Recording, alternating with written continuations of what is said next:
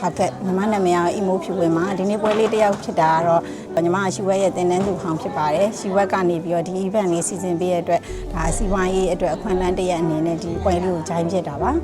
ဟုတ်အမားကကြတော့မှုတင်တန်းရှိဝက်ကပေးတဲ့မှုတင်တန်း batch 1မှာတက်ခဲ့တဲ့တင်တန်းသူဖြစ်တဲ့အတွက်ပေါ့နော်မှုနဲ့ပတ်သက်တဲ့မှုခရစ်ကာလေးတွေဒီ organic မှုလေးတွေအဲ့ဒါလေးတွေကိုလည်းရောင်းချပေးတယ်ပေါ့နော်ဒီပွဲမှာပြီးလို့ရှိရင်ဒီတဘာဝအသီးရနေပြီးတော့အသီးစစ်စစ်နဲ့လှုပ်ထားတဲ့အချိုရည်ထုတ်ကုန်လေးတွေလည်းပေါ့နော် fresh juice လေးတွေကိုလည်းဒီ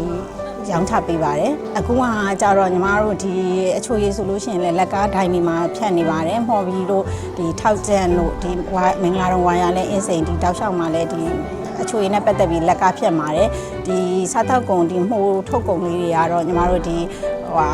ဆိုင်တချို့ဆိုင်လေးတွေမှာတော့စတင်နေပါပြီဟုတ် International Women Team မှာကတော့ဒီရှီဝက်မှာကအမျိုးသမီး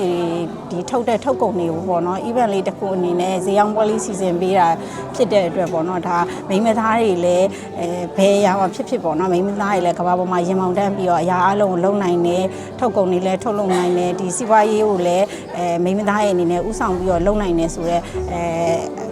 ဟာလေးကိုပေါ့နော်ရှီဝက်ကစီစဉ်ပေးရတဲ့ဒီ International Women Day လေးကအထိပ္ပယ်အများကြီးရှိသွားတယ်လို့ခန်းစားရပါတယ်